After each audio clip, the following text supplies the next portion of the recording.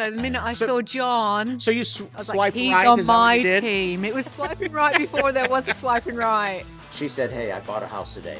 But now we actually had to make a hard decision where we're either going to let the barn, this iconic Indiana Hoosier barn, fall down, or were we going to invest everything we had into it?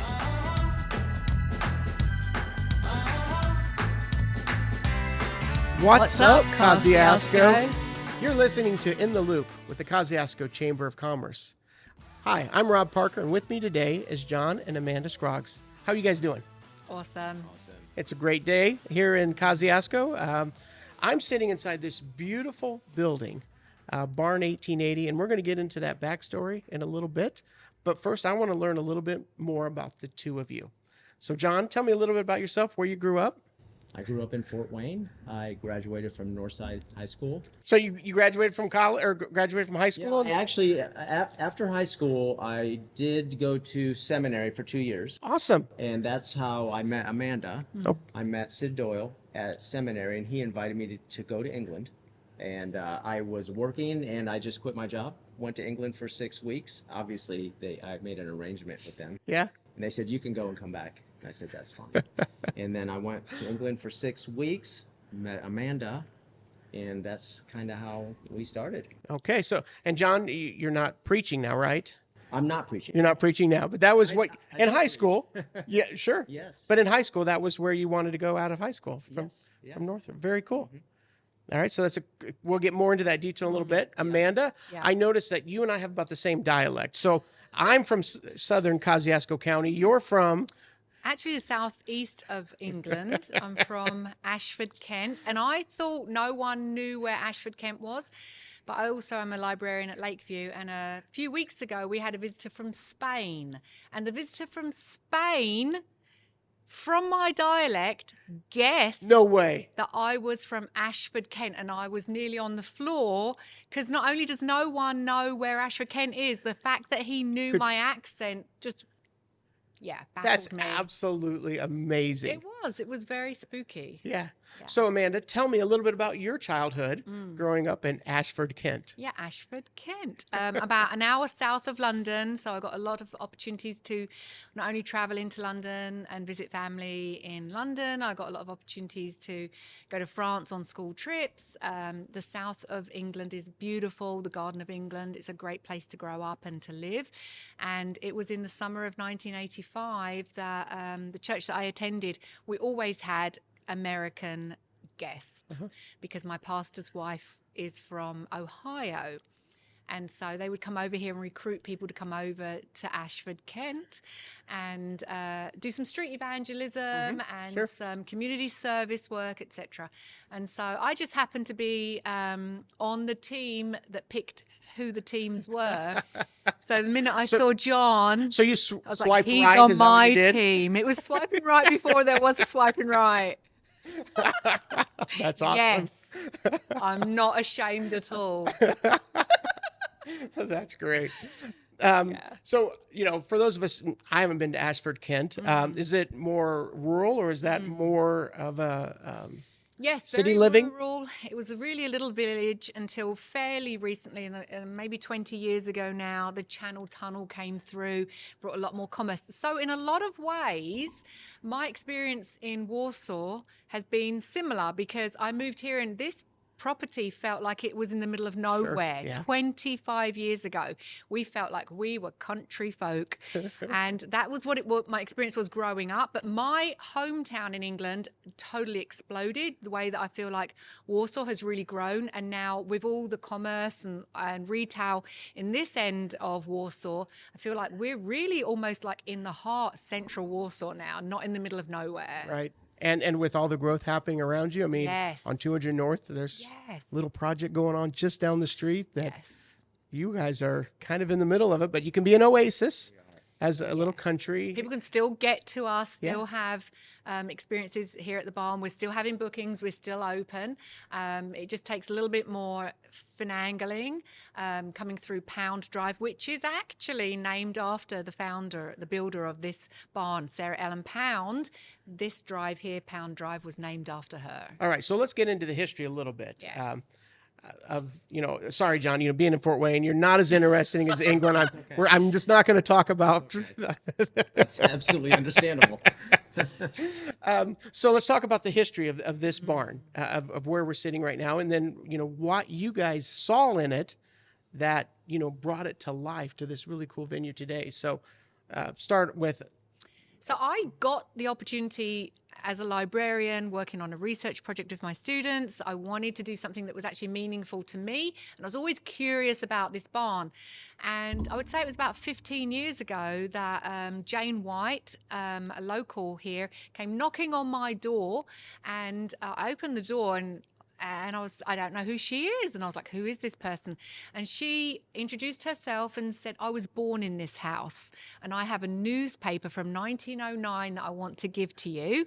And I want to tell you about this house and this property and my great aunt, Sarah Ellen Pound. And that to me was the hook for me to be interested enough to be curious and do some research. And I was actually teaching my students how to cite MLA, and I was showing them, if you go to local places like the Historical Society, or if you go to the Pound Museum, and if you find these local things, I was showing them how you connect the dots to tell a whole story. And I was doing it with my own personal experience. I just felt more authentic that way. And then I'd come home and tell Jon about it. And he was always interested in doing something with this barn. And in fact, for 25 years, he was chopping down wood and going, one day this will be the floor of the barn. We'll drag a log home. What are you going to do with that? I don't know. I don't know. It out back. He just knew one day he would use it. Yeah. And so we started talking, and it wasn't until, quite honestly, our insurance agent said, your barn is in such bad disrepair, we're not going to insure it anymore, that we really had to have that hard conversation. So at that point, you had to make a decision. It was a crossroad for us. Absolutely. Yep. Yeah. Watershed moment. Yes. And so there was one thing from dreaming about it and talking about it and kicking that can down the road, because we were busy raising our kids, and then suddenly we have grandkids, and it just felt like, a great conversation to have. But now we actually had to make a hard decision where we're either going to let the barn, this iconic Indiana Hoosier barn, fall down, or were we going to invest everything we had into it? And that's part of the story too, because she bought this house while I was at work. Oh. So tell me that story. Let's go into the details of that, right? My mother was a farmer. She was raised on a farm with a barn similar to this. Yes. And she milked cows as a young kid. We have the milking stool. And that's over in Fort Wayne again. It's north of Leato area. Yep. Correct. Yeah. And so that barn fell down, but I also spent time baling hay, loading these types of barns, my neighbor's barn. I did the same thing growing up. Yep. Absolutely. So she always cried when we went by the farm because they let the barn fall down. Sure. And that wasn't the real thing, but then this house came up for sale. It was sold, and it's a long story, that story. But she said, hey, I bought a house today.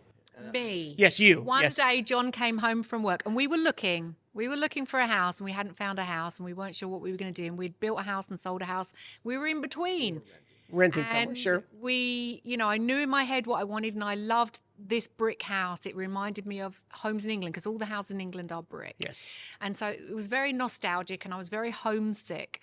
And so a realtor, back before cell phones, called me on my landline. It really wasn't that long ago. I know. It really makes me wasn't. feel old. But called me on the landline, and I couldn't get a hold of Jon because, again, he didn't have a cell phone. He was working.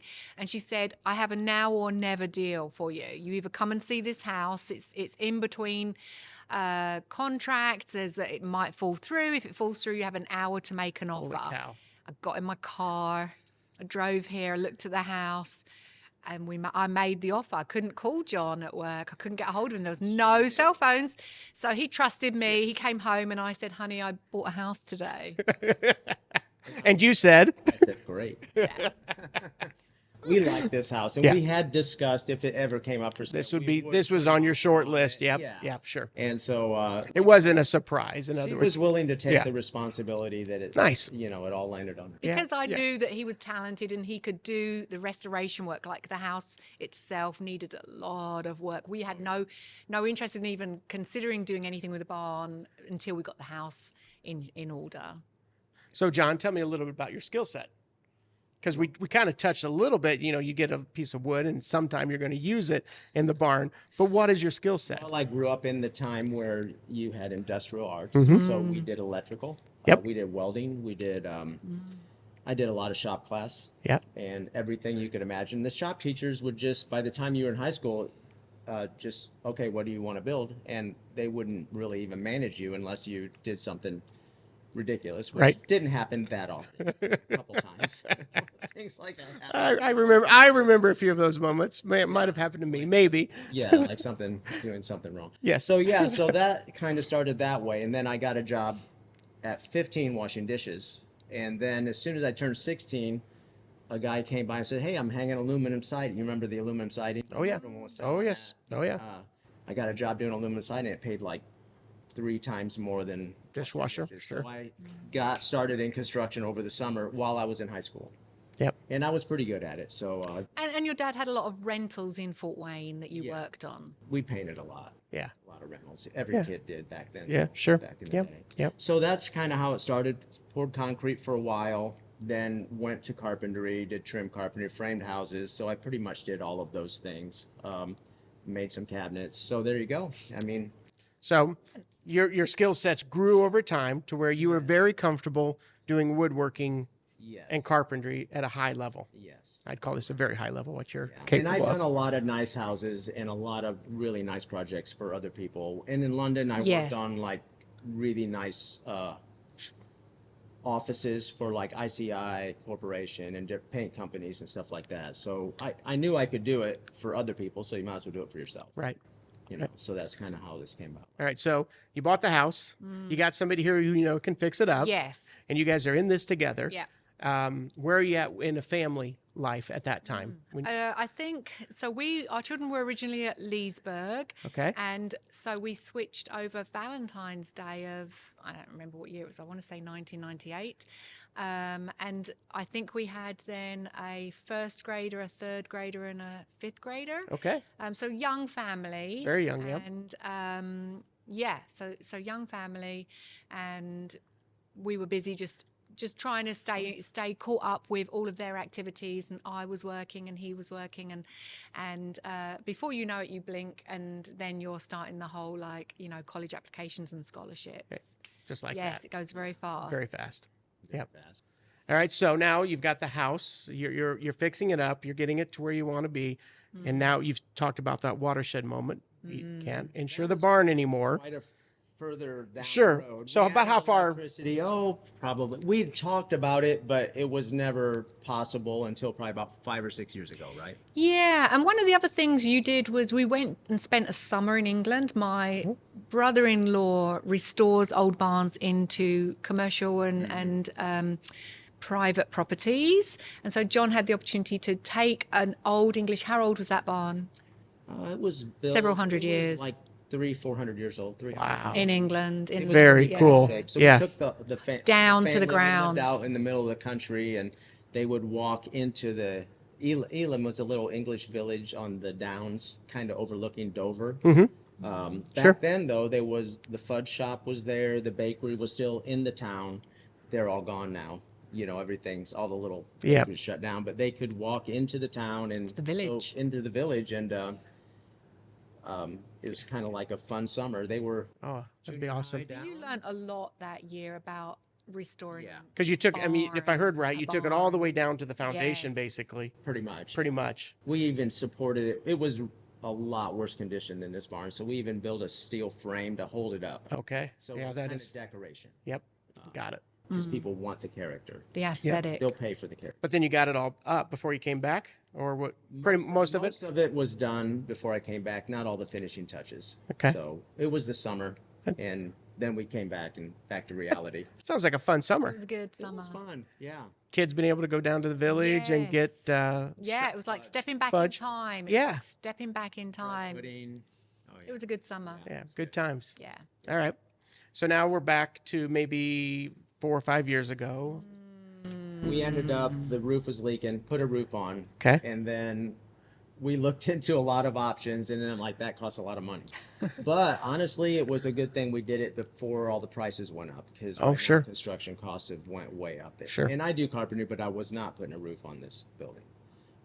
And so that was like, okay, we have a roof and nothing else. And so we went to planning for the county. They okayed us for planning to open a venue Okay. for the county. A friend of mine, Thomas Burnsworth, owns Milestone Construction. Yep. I worked for him and his parents. He said, maybe you should annex into the city to get sewer. This was Because like, that was a real, line in the sand for me. I didn't want a barn venue with Without porta potties. Yeah. So that was like, I don't want to do it if we're going to do that. But one of the reasons why I wanted to turn this into a venue is going back to raising our kids here. When it was time for their graduation, open houses and things like that, there weren't very many, if any, choices here. And I was like, why in this town, in this community, we have so much to offer here? Why don't we have venues? It's a good question. And so, being the researcher that I am, I did my research, and I'm also a wedding officiant, so I've been doing that for 10 years, and I'd had the opportunity to visit a lot of lovely venues in and around this area. But I was like, there's room for more. There's room for one more. All right. So, what was the vision then? Because you said there's history. So, what was the vision when you wanted to redo this or remodel it? well, we got a SKRM architect, Yep. Jeff, down there. He drew the drawings up. We were able to annex into the city to get sewer. To get the sewer. Yep. And then it was about a year-long process to get planning permission from the state, which they rejected it several times. So we were like, Wow. okay, we did all this and we may not be able to do it anyway. So we finally ended up, the third time down there, they okayed it. Yeah. How was that I process? should have a podcast. Yeah. Yeah, it was. That was it complicated terrible. and stressful, and on top of it all, it was COVID. Oh, sure. So this is Well, but 2020. 2020. The only good thing about the COVID was your architect didn't have to drive to Indianapolis. So generally speaking, if that happens, the architect would have to drive to Indianapolis, sit through the whole thing, and then charge you Sure. X amount of dollars for the whole thing. So he actually billed by the hour he was Yep. on the video, Yep. rather than all the travel time. So that So that saved you 4 hours at least. Of, That was helpful. saved. It That's didn't a seem good like thing about it was COVID. saving money, but it was saving money. There you know, I think there are some positive things from COVID that we Yes. learned how to do things a little more efficiently Yes. and Yes. some creative things. But so good for you that. Yeah, and then we got it through. We went with the drawings, changed a few things, went with the city, and then we originally were not going to put heat in the floor or heat, so things changed and evolved as we went, and it became a much nicer project than we envisioned, didn't it? So- As far as like the heat in the floor, making this more livable in the winter, so we can do it 4 seasons in the basement. Yep. And originally, I don't even Yeah. think we had thought of that. Yeah, this basement is absolutely amazing. It's incredible. So you have heat in the floor. Now you have a little heater and a little air conditioner in here as well. Yep. So before I get more into that, once COVID hit, once you made that decision, how long did it take you to build and make it into a venue that you could invite people to use? I'd It say was about 5 years, wasn't it, or 4? it was about, after post-COVID. It was Yes. about 2 years pre-COVID with all the Planning. All the planning. and preparation. The roof. Then, Yep. then COVID year, we lost all of our subcontractors that we had just ramped up and laid out. But in a lot of ways, it was good because Jon knows literally where every electrical wire is, where every plumbing fixture is, because he had to do it himself. He's capable of doing it himself, but he had to. It slowed us down, but at the same time, no one knows this building more than Jon. Yeah, So that's pretty cool. That's an advantage. We would get electricians and they say, hey, I'm too busy. We'll do this and then leave. And so they'd leave. And then we'd finish up and I'd get someone else back. Concrete guys would like not show up and then they'd say, hey, I've got that concrete ready. Just stop by and pour it. And then they would just stop by and pour it. So we kind of worked with people and it was a shortage of labor, but we got it done. Yeah. And I love how you've restored, the wall back here. This is really cool. Yeah. You know, the posts and the beams. I say it's a compliment to Jon, and we got some really incredible local talent around here as well that did the mason work and things like that. But it's a compliment to Jon that it looks like he didn't do anything. People think when they walk into the barn like that we just put tables and chairs in here. Right. So it's a compliment that it took him a long time to make it look as historically accurate and as preserved as it does. That wall's the way it was. We tore it down, put it back together, insulated it. This was open over here, but I mean, a lot of it is like people think these are new, but we just power washed them and bleached them, and they're not new. Yeah, it's amazing. Yeah. I love the old, axe hewn beams, and so cool. It is amazing. It's a one of a kind. Yep. When I went and laid out the upstairs, a lot of the measurements are within a 1/16 of an inch. So if you cut a block of wood to fit in a section, they're all the same. Throughout the whole barn, they divided it up perfect. Nice. Yeah. That was so. When was this originally built? Did you? So we call it the barn 1880 because we did some history, some research down at the courthouse, and the plot of land was deeded over to the Pound family that year. She didn't necessarily build it that year, but it was pretty close because every farmer, the first thing they ever did was build a barn. Gotta have a barn. And we have her will, and we have her family's story, and we have photos, and we have the newspaper. So we have some artifacts, primary sources. But we wanted to call it 1880 because that was when, like us, that dream, that kernel of what I want it to be happened for her. And so, that's pointing back to when they purchased the land, believing and dreaming that one day this 3 acres would end up being a 347 acre property that she owned. Right. Cool. So I think that brings us back to today. So tell me a little bit about the facility and how many seats and things like that. So Well, the upstairs, we have weddings of about a 170. Is that correct? Yeah, so we can go 175 upstairs, and typically upstairs is seasonal, so it's from May to October. We wanted to keep it green upstairs, and also we're both working, and so we wanted to be realistic about what we could do. We knew we couldn't take on too many projects year round, and so we have weddings. They typically have their ceremony upstairs or outside by the corn crib, and then they'll come down here for the social hour, and then go back upstairs for dinner and dancing. And 175 is our max. Okay. A comfortable number for us. And I know you've done great things down here, other meetings. Yes. So about what's the max down here in the basement? So we can seat 96 as is. We can bring in some extra chairs and tables if we need to. But 96 gives us a small dance floor as well if someone wants an event. We've had lots of 50th birthday parties, sweet 16s. They want the dance floor. They want the DJ down here. So we pretty much ask them to stay around the 100 mark to make it a really great experience for their guests. I just wish I was still coming up on my 50th birthday. I've passed that. 55. Yeah, okay. Do it. Yes. Every age is beautiful. That's right. So if somebody wants to learn more about the barn, do you have the Barn 1880? Do you have a website? Yes. We do, and we have thebarn1880.com is our website. That's we have very clever. Facebook, Instagram, YouTube. I kind of got a little bit crazy when we were setting this up. He was busy out here working and cleaning and doing all the construction stuff, and I was busy doing the back end business stuff and getting us telling our story. I really enjoyed documenting from early days what he was doing, so that we will always remember the pain and suffering, but at the same time we can really talk about where we've come from. And that's a powerful message right there. Anytime you're doing any transformational project, take lots of pictures. And I know in our society today we're doing that, but you can look back on it and it's like, look at all these steps we did. Look at what we've accomplished by working hard together. And that's a testament to the two of you. It's amazing. But Instagram is not very private, so so put it out there. The assessor is following you. Oh, there is. Friends, she's following us and she's taking notes. And I said to Amanda, did you have to post that? And yes. They wouldn't have found out till the next year. That's awesome. Jon and Amanda, is there anything else you'd want to share? We love to have markets here. We'll be having another market here for Mother's Day weekend. Awesome. So that's coming up. And then again, if anyone's interested in knowing more about what we offer and our bar package. We do have a full catering and liquor license, so we can offer private exclusive bars here for people that want a host bar or a cash bar for an event. Just find us on our website or find us on one of our social media platforms, and we're happy to bring you out here to have a tour to see for yourself. Okay, I'm going to ask one final question. I don't know the answer to this. What's next?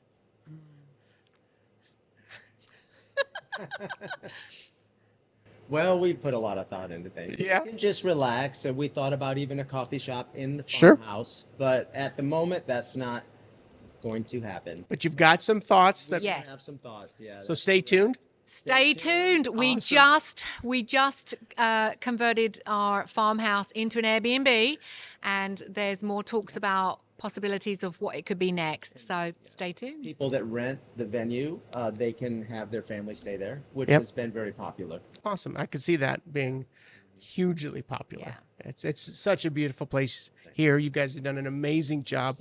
Thank you for bringing this incredible asset to life for the good of our community. You guys are amazing. So you've been listening to The Loop, brought to you by the Kosciusko Chamber of Commerce. Be good to yourself, and if you can, be good to somebody else. Talk to you later.